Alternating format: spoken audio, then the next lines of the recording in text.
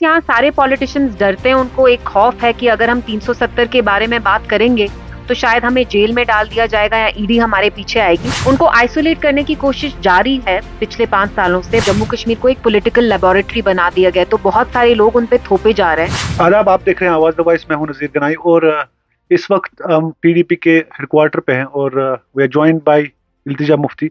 इल्तिजा, चूंकि इलेक्शंस का जो है इलेक्शंस की सरगर्मियां हैं और हर एक पार्टी का ये मंशूर है कि कैसे वो लोगों के साथ रिकनेक्ट हो जाए। अ, आपकी पार्टी में भी आपके अपोनेंट्स आपको ये कहते हैं कि ये पार्टी जो है और खास तौर से महबूबा मुफ्ती जी बहुत अकेली पड़ गई है। Do you think so? आपने कल देखा वो विजुअल्स, जब वो अपने नॉमिनेशन पेपर्स फाइल करने गई, आपको किसी एंगल से लगा कि वो अकेली हैं? अकेले उनको आइसोलेट करने की कोशिश जारी है पिछले 5 सालों से, बट आप खुद देख सकते हैं वो आइसोलेटेड हैं कि नहीं। So everything does not have to be stated, specially what's obvious.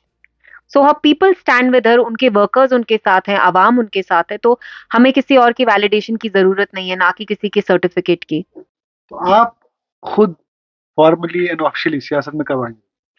I don't think this is about me right now. All my hard work is going to make sure that people of Jammu Kashmir understand that their vote is precious, their voice counts on and their vote matters. ये उनको समझाना बहुत जरूरी है, because बहुत सारे लोग एक बॉयकॉट मेंटालिटी भी यहाँ फैलाते हैं कि हमसे तो सब कुछ छीन लिया, अब क्यों वोट करोगे। लेकिन एक एक वोट में बहुत ताकत है, and that vote will determine कि हमारे अगले 5 साल कैसे होंगे, बिकॉज वी डोंट नो यहाँ अगला इलेक्शन होगा भी कि नहीं। This could be the last election for all we no.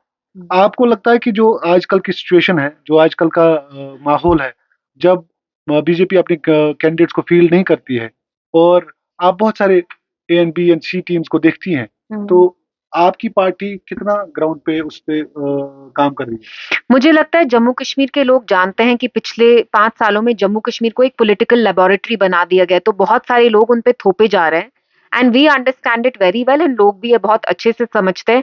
Despite the fact कि पीडीपी में एक एक्सोडस इंजीनियर किया गया, हमारे मेंबर पार्लियामेंट्स, मिनिस्टर्स, एमएलएस को निकाला गया, बट स्टिल आप देख रहे हैं कि we are bouncing back, and इंशाल्लाह we are going to get stronger. It's just not about one election, इसके बाद भी हमें पार्टी को रीबिल्ड करना ही पड़ेगा, ब्रिक बाय ब्रिक। आपने आर्टिकल एब्रोगेशन के बाद आपने इमीडिएटली जो है ट्वीट स्टार्ट किया। You were very vibrant on social media and then immediately you started connecting with your own workers. तो उससे आपको लगता है कि एक पॉलिटिकल जो है आपको उस माहौल में आपको आप पनपी उस माहौल में?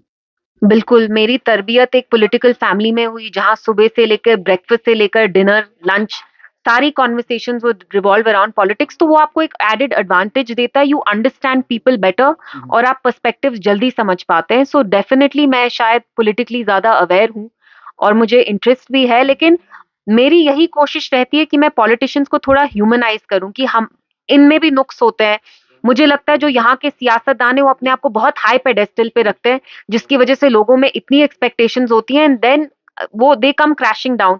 Jammu Kashmir is the graveyard of all political reputations, तो यहाँ बहुत ट्रिकी है पॉलिटिक्स प्रैक्टिस करना, आई बिलीव। और फिर उनको उस चीज को कंसिस्टेंसी से खड़े रखना कि आप जो कह रहे हैं और उसके बाद उसी पे आप खड़े उतरे उतरे। बहुत मुश्किल है। आई थिंक वो चीज मैटर करती है। और हम आपको और आपकी पार्टी को we wish you best of luck for this parliamentary election.